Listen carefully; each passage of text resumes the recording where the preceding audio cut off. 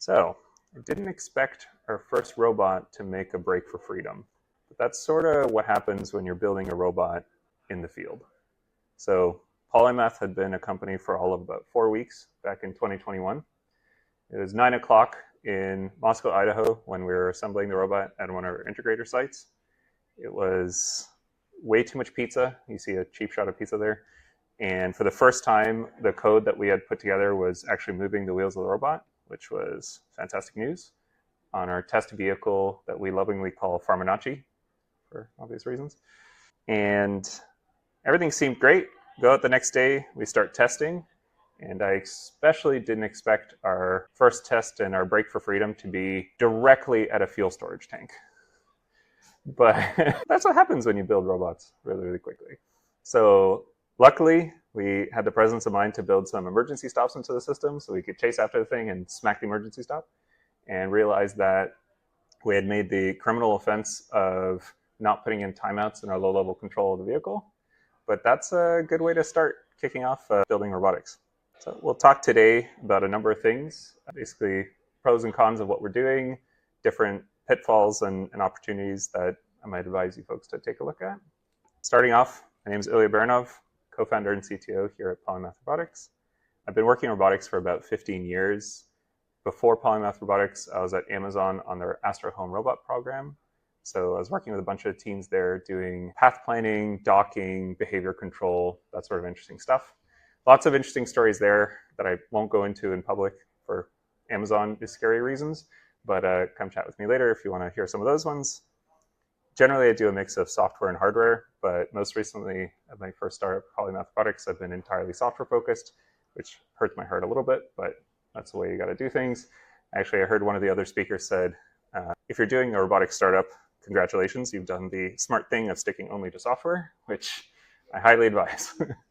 Not always possible, though, I understand. What do?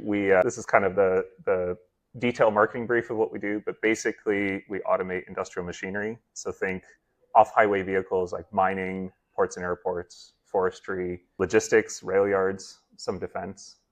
And what we want to do is we want to build just the software layer for autonomy. So we want to stay as far away from the hardware. We want to be as flexible in terms of our compute platforms, of our sensors, and our use cases.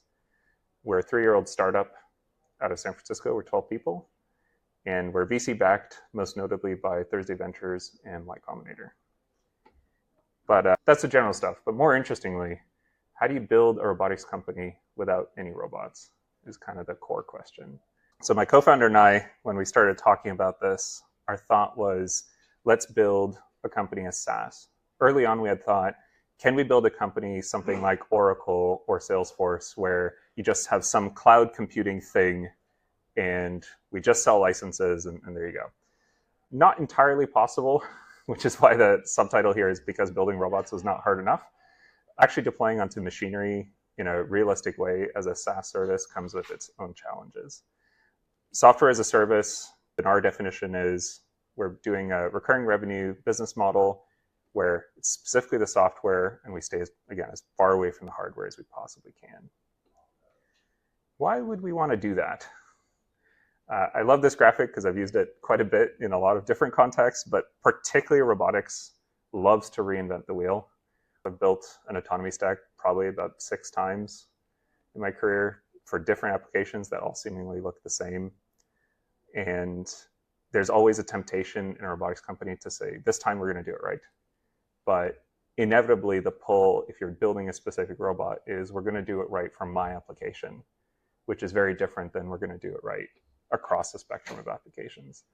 And so that's the main thing, is that why are we still building software and robotics in this way where the entire rest of the industry has moved on? The example we like to give is, if you look back in the history of computing in roughly the 80s, you had your spreadsheets was kind of the killer app for computers. You had spreadsheets for IBM PowerPC and you had spreadsheets for Mac, and the code between the two was entirely not the same. And that's sort of what we're doing in robotics right now. We do path planning for robot A and robot B, and they don't look anything alike.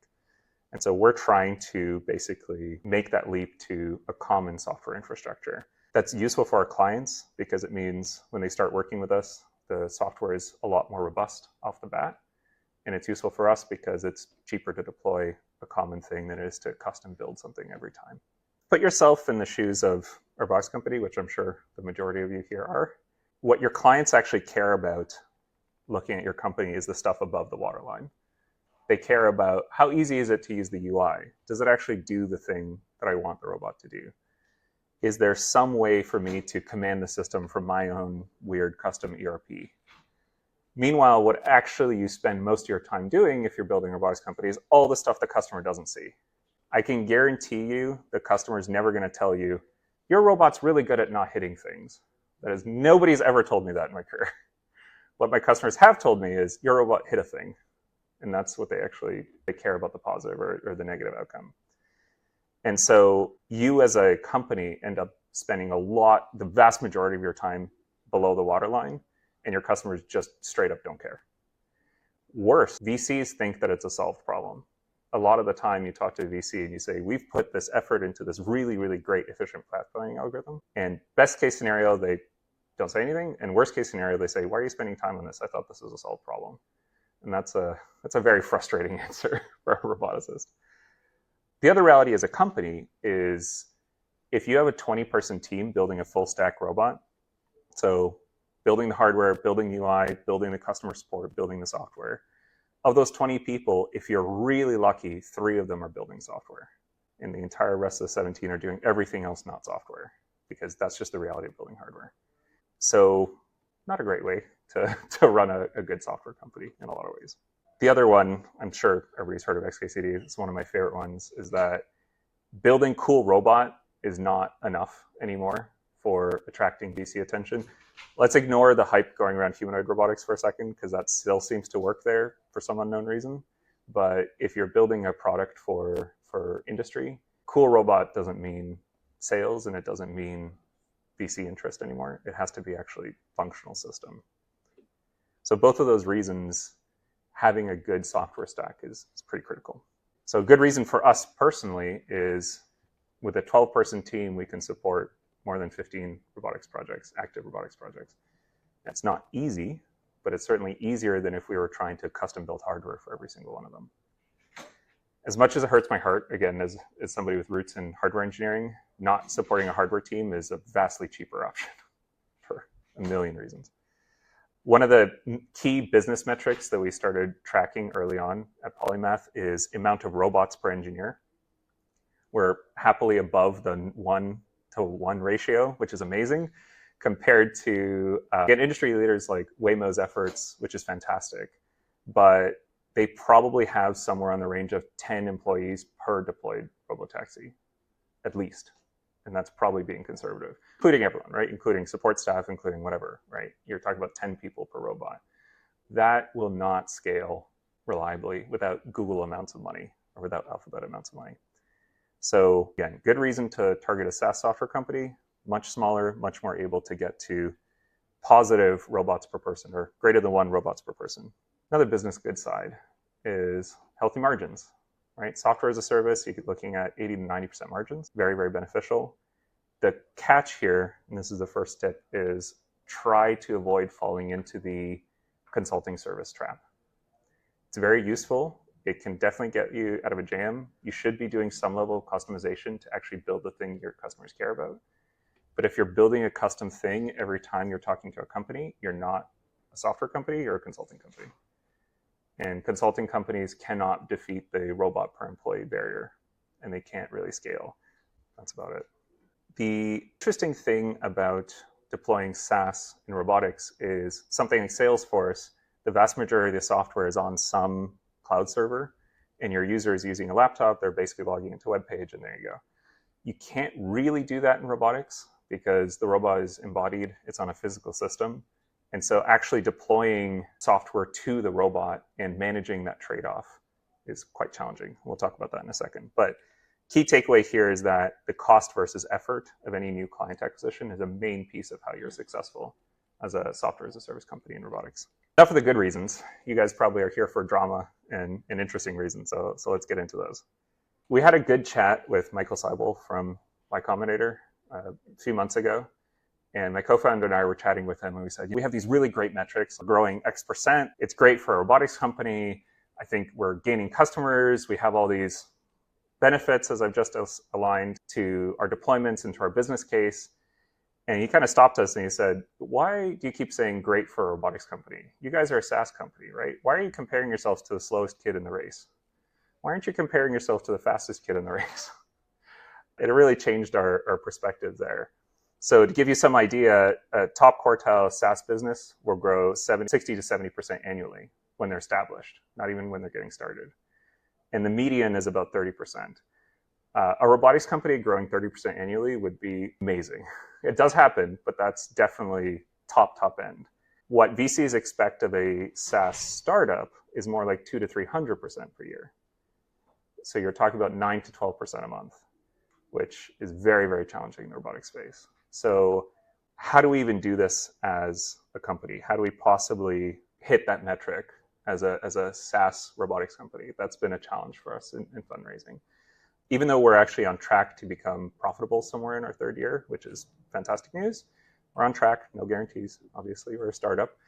The response from VCs has been so, and that's a challenging aspect of it. Another fun one is, what does autonomy actually mean to your customer? So to give you some examples here, we work with some really excellent teams who our best customer base are people who've built what we've built before, hopefully multiple times, and realize what a pain in the rear it is to build this thing. And when we tell them that you can definitely build what we build, it will take you this many millions of dollars in this many years, they believe those figures, and sometimes they think they're conservative. Fantastic customers. The other end of the spectrum is people who say, when you say autonomy, I think you mean you drop the robot in an unknown situation and it knows what to do, which is not realistic yet. Maybe it'll be realistic in a few years. Maybe LLMs will take us there, who knows? But having that definition problem of what does autonomy mean in a specific context is fairly challenging. Again, a good customer base for us, mining, for example, we can say you have a driver in a mining vehicle. They drive from A to B, from the excavator to the dump site. They drive back and forth along the same road. We will replace that person, and that is all they will do. And if they see a kangaroo appear on the road, they'll do what a human does, which is throw on the brakes or drive right through it, depending on their training. Not going to solve general intelligence. But early on, we made a lot of mistakes where we would just define autonomy as the product we're selling and then lead to kind of disappointment despite reasonably decent performance. So who here has ever debugged a robot that was misbehaving for completely unknown reasons? I think this question basically boils down to, have you ever touched a robot? It's the equivalent question, right? You do this 1,000 miles away is the challenge. One of the benefits of SaaS is that we can deploy globally. We work with on-site technical teams who actually do the installation, do the retrofitting, do the troubleshooting, which is a huge benefit. But it's also a cost. To actually support a robot at that kind of distance, you need the tooling available to actually understand what's going wrong without having to physically plug in a monitor and keyboard and debug. You guys are evaluating technological partners or teams. Another story is that we talked to a team that was providing a very interesting camera with certain spectral abilities and that sort of thing. And we seemed excited to work with them. And then when we asked, okay, how do we integrate your software? Their answer was, ship us your laptop, we'll install it and we'll ship it back to you. And at that point, I said, hey, a real company, because that's not a feasible way to do software development, to do deployment. And so a lot of our effort has been building out the tooling to understand what's going wrong and being able to support them. The other end of this is that you have to be crystal clear with your partners, if they're third-party integrators or engineering services companies, or the clients themselves, what falls under your expectations and responsibilities and what falls under their expectations and responsibilities. Recently, and this is still an ongoing challenge for us, but just recently we've started to really put together extremely detailed, extremely boring documents of who takes on what support in what conditions, with what expectations of time, under what scenarios, and what tools do they have access to. A lot of our time is going towards this right now, and for customer success and happiness, you kind of live or die by the support you're able to offer in a lot of ways. Another fun one that's interesting is in the mining space, some of the large vehicles are worth to $10 million of productivity a day. how do you tell them that you need that thing down for 2 weeks to do a software update or to do your initial R&D deployment? It's a pretty challenging conversation to have. And so speed of deployment and speed of support. Are you going to have somebody on call 24 hours a day, 7 days a week, ready to be that third level support when something goes wrong and the mine is losing several $1 million an hour? That's, again, these are all things I don't have great answers for, but these are all things that we have to work through and develop systems around. IP is another interesting one. People are used to consultants and contract engineers in this space who will say, give us X hundreds of thousands of dollars, we give you a software development kit with some documentation, and like later. That doesn't work for SaaS.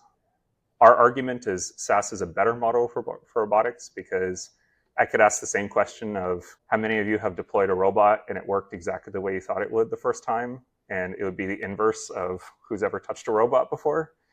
A contract of develop software by hours or develop by features with then change orders and scope creep and the general chaos that comes with robotics is fairly difficult. So in our view, SaaS, and especially this kind of mixed, not purely SaaS because it's deployed on premises, a better model, but customers and industries are not used to this model yet. And so we keep having the discussion of, if you work with us in agriculture and you get all this very valuable data about how to work in agriculture, we should own that data. Our client will say that to us. And you should never be able to use that data to help anybody else in the entire robotic space. And that's a challenging conversation to have when the premise of our business is anything we learn in any field, we deploy to all machines. We update all of them with the benefit of that learning. So we've spun not a small amount of time discussing exactly who owns what, under what conditions, how do you do code escrow, how do you deploy software and support it even if the contract is down or if there's some negotiation issues. What's next? As I mentioned, robots today are similar to computers in the 80s. Imagine everything that's changed since then in terms of connectivity, in terms of microservices, in terms of actual deployment and speed. Imagine you're in the 80s and you want to develop a web page. There's no AWS. There's barely functional HTML, sorta. Something is there. You have to build all of that yourself. You have to build the entire infrastructure for development and deployment. We're a little bit further than that now. There's companies like us, for example, Formant or Foxglove, who are developing services in these spaces, but they're not as common yet. It's very unusual for people to think in terms of, I'm going to build a robot and I'm going to buy these services from these 10 groups, instead of I'm just going to build it all ourselves. So the question to ask yourself is, what is the equivalent cloud computing or killer app spreadsheets for PCs in the robotic space? We think it's autonomy. That's our bet, obviously, but there must be others. They're not only used for spreadsheets today. And so what is this space that modern computing and modern networking has enabled for robotics that we're still kind of doing in an old-fashioned way? Another good one, and this I stole for sure. AI isn't the app, it's the UI. It's a Stack Overflow article, you can find it online. But the premise of it is that there's been a lot of froth in large language models and deployments, but they don't actually reason. What they're doing is they're looking at the data set and presenting it to you in an easy to use way. So it's more of a user interface than it is an actual reasoning or a control system. And so similarly, I'm somewhat skeptical on the idea of full end-to-end AI in quotation marks for robotics.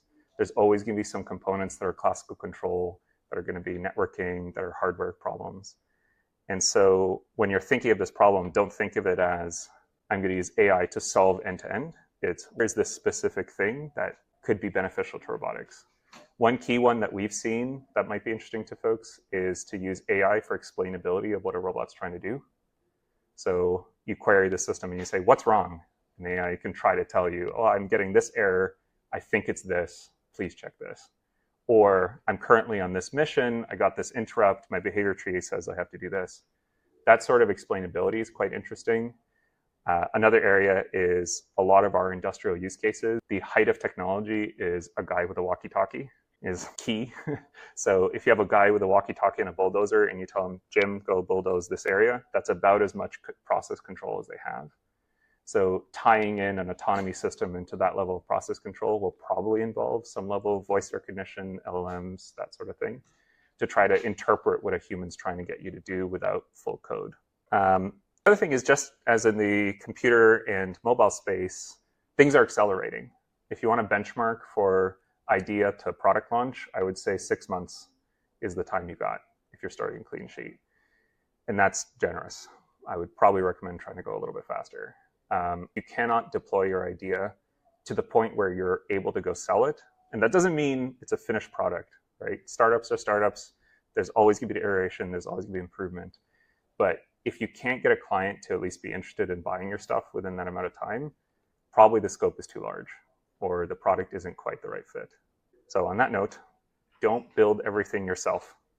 Microservices, scoped deployments, having specific tight control of what features you want to build, what you want to integrate, what you want to buy, and what you want to leave on the very attractive pile of to do later is key. One of the other mentioned to avoid free demo contracts, even with very large, very promising companies. Absolutely agreed with that, especially if they involve doing some sort of weird off-topic customization that you need to do. Avoid those like the plague. If they're not willing to pay you, they're probably not willing to work with you realistically. They're tire kickers. So definitely make sure that you understand very clearly what you're doing. The other advice we got from Paul Graham at Y Combinator was that the engineering team is building the sword and the sales team is wielding the sword. And having that mental model to understand what your sales team actually needs is very, very good. You know, really don't like seeing arguments where the engineering team is arguing with the sales team about what the client actually wants. That's so super non-productive. What you really want to do is you want to understand which way do we have to go? What is the client asking for? And then the separate conversation is how do we build that as efficiently and as robustly as possible? Finding elusive product market fit really boils down to sell as early and as often as you can.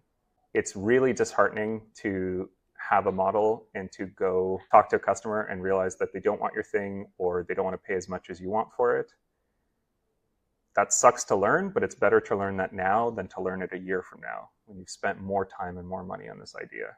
So the earlier you can do it, the absolutely better you will have a chance. Don't depend on infinite VC money right now. It's still very hard, particularly for robotics. I think outside of, again, humanoid and AI space, which is having a little bit of a blip right now, VCs are very unwilling to deploy, especially Series A capital.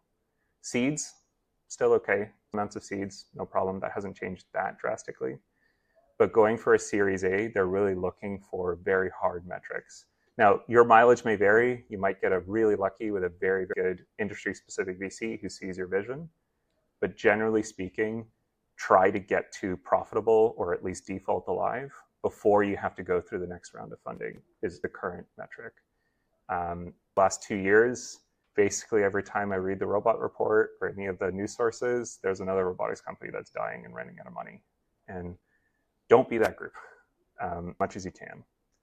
What that means practically for your engineering team is get used to smaller team sizes, more constrained scope builds, and get used to more burnout realistically on your team.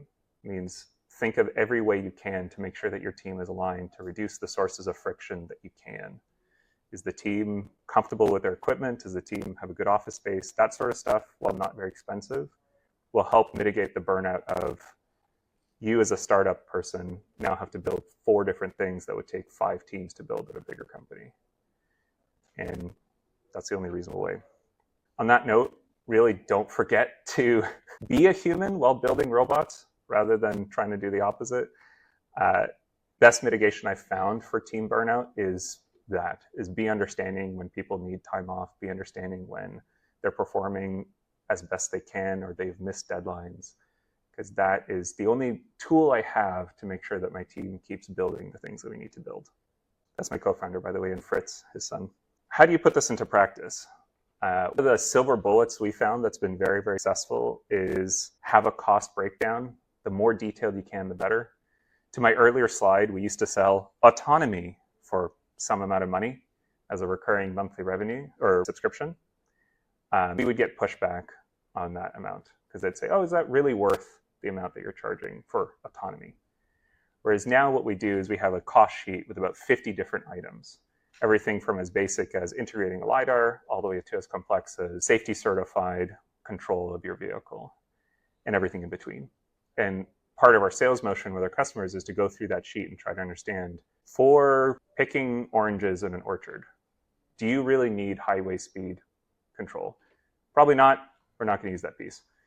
Go through it piece by piece, try to understand what they actually need, and then discuss the cost.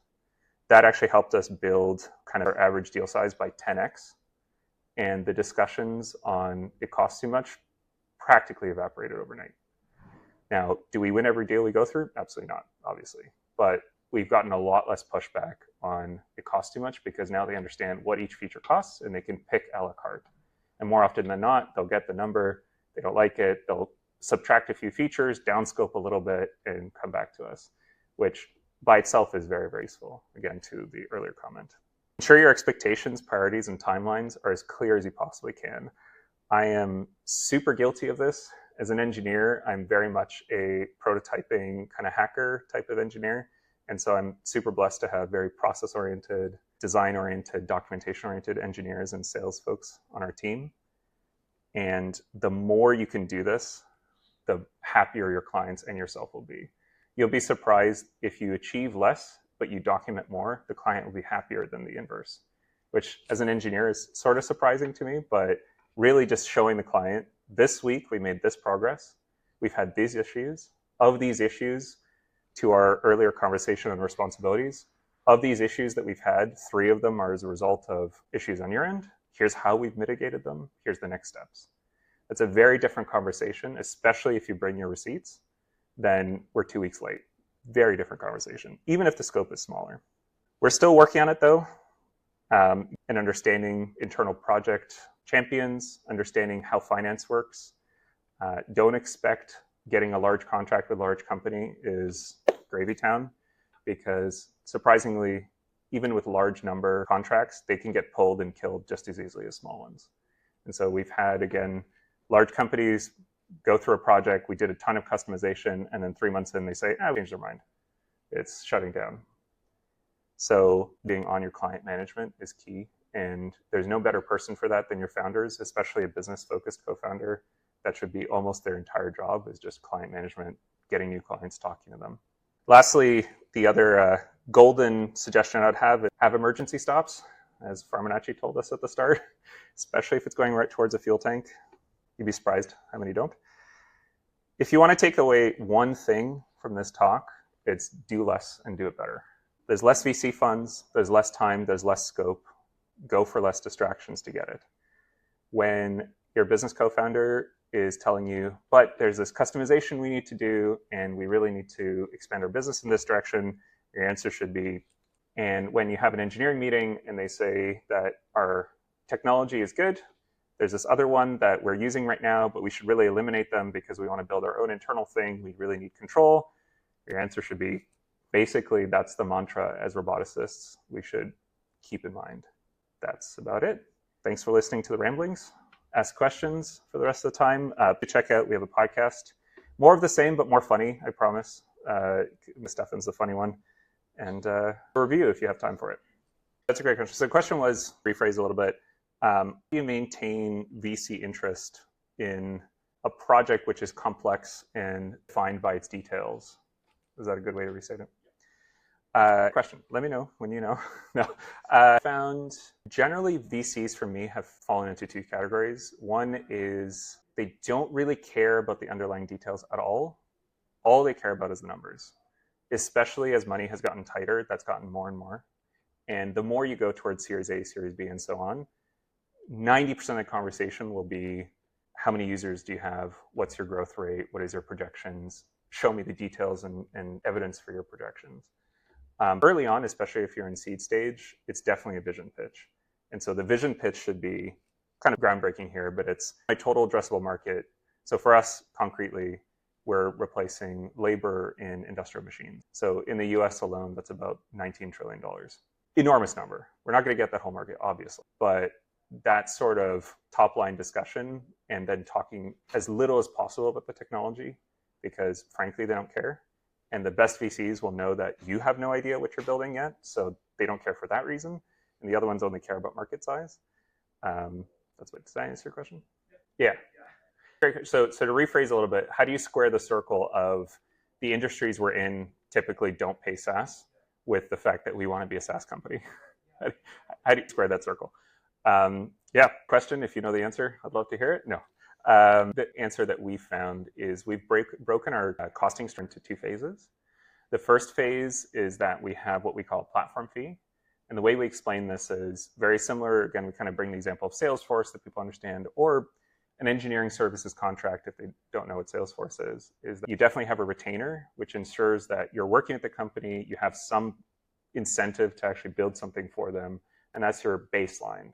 Some companies are not willing to make that recurring, so then what we do is we say, here's a sunset clause of 1 year. We work for 1 year, then we figure out what happens then. That's our phase one. Phase two is then to say, in production, so if we're building a concrete example, a bulldozer, we'll have a platform fee of some amount of money for a bulldozer in your particular use case. When you start selling these bulldozers or using these bulldozers at scale, every dollar that you pay us in operations, we'll take 50 cents out of the platform fee. So that allows our to continue building and look like it's transitioning into a pure usage model. And then at usage models, the direct comparison we give is you're paying your driver $50 an hour, pay us 20 instead, or 10 or 30, whatever, right? And that seems to resonate a lot with operators is here's a fixed cost operation for you that you can think of as a per hour fee or per mile fee or per month fee. But the key answer here is really flexibility. A lot of customers aren't willing to do that recurring revenue. So build it as a support contract or build it as a per hour fee or build it as a whatever. At the end of the day, it still comes out very, very similarly, but it fits better into their financial models. So sorry, the question was, how do you convince a VC that the thing you're building is technically interesting and not just obvious and already done? I think that's a losing battle. Anytime that comment comes up, we, as quickly as possible, try to pivot towards financial details and that sort of thing, because either the VC has read a lot of very good opinion pieces that don't have correlation with reality, or just thought process. And so fighting them on it is not going to get you anywhere, realistically. I found a correlation between that answer and them not investing in us. That seems to be just kind of a sideways question. But again, I'd say, especially talking to VCs, unless they're very focused on your particular industry. To give an example, I'm a VP at Pioneer Fund, and Pioneer Fund does do a lot more due diligence and technical review. And maybe that group is probably one of the rare that will actually ask you deep technical questions. But in all of the cases, I've never found it to be useful. All right. Well, thank you guys for your time. I'll be around.